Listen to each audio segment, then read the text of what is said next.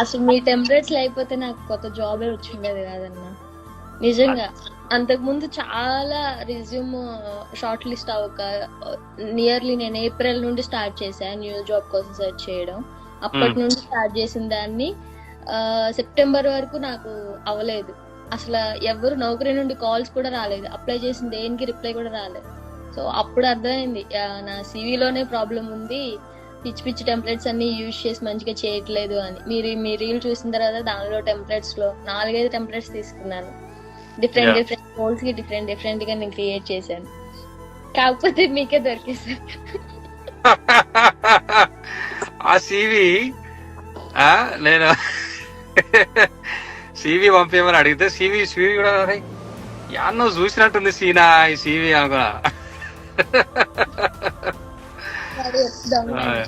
But anyway good news is I mean you got a job.